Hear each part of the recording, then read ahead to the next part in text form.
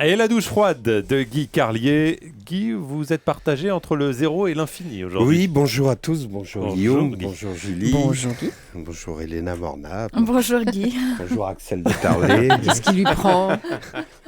Bonjour Anne Forest. Jérémy. Je meuble. Oui. Non. J'avais décidé ce matin de faire une chronique sur Florent Pagny, que j'ai vu hier soir à la télé et qui ne nous déçoit jamais. Lorsque, cette nuit, en venant à Europe, j'ai entendu aux infos que des astrophysiciens américains venaient de découvrir au cœur de notre galaxie une structure constituée de 2 bulles géantes qui s'étendent sur 500 millions de milliards de kilomètres et d'attraits de plusieurs millions d'années. Ces bulles dans le vide sidéral donnent le vertige autant que les bulles dans le vide sidéral du cerveau de Florent Pagny et m'ont fait penser à ce vieux bouquin de poche d'Arthur Koestler qui traîne parfois dans les maisons de campagne qui s'appelle Le zéro et l'infini. Bon, ceci dit, les récents propos de Pagny qui font polémique ne sont pas gravissimes. Il dit qu'il est parti vivre à Miami parce qu'il ne voulait pas que ses enfants rentrent de l'école en parlant, je cite, rebeu. Évidemment, aussitôt, les tartuffes du politiquement correct qui vivent dans le 6e arrondissement de Paris lui sont tombés dessus sans se rendre compte que le plus odieux chez Pagny, c'est que si les types comme lui payaient leurs impôts en France, ça permettrait peut-être de financer de vrais plans banlieue qui favoriseraient l'intégration, qui soit autre chose que les postures de Fadela Amara.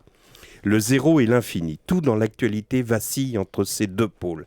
Prenez hier les commémorations du 40e anniversaire de la disparition du général de Gaulle et les déclarations de Nicolas Dupont-Aignan qui se revendique comme le seul héritier du général. Dupont-Aignan, de Gaulle. Si c'est pas le zéro et l'infini, ça. Un autre exemple. Hier soir, au moment où je regardais Pagny chez Michel Denisot, je reçois un coup de fil de Nadine Morano. Oui, je sais, ça fait bien. Je me la pète un peu.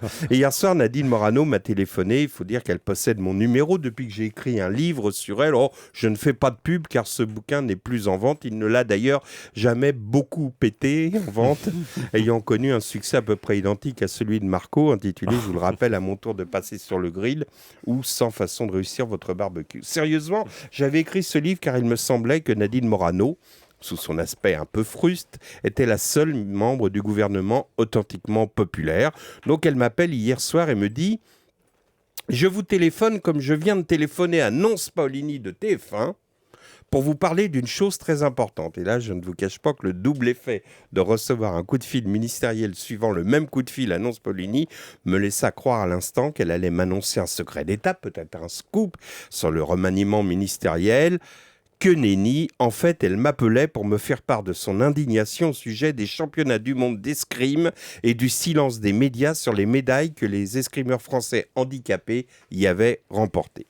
Je ne vous cache pas que je raccrochais un peu déçu. Malgré tout, je suis allé voir sur Internet pour avoir des précisions sur ces championnats. J'ai appris que 150 handicapés venus de 25 nations y participaient et que pour mettre tout le monde sur un pied d'égalité, chaque tireur est assis et sanglé dans un fauteuil fixé au sol afin de ne pas basculer.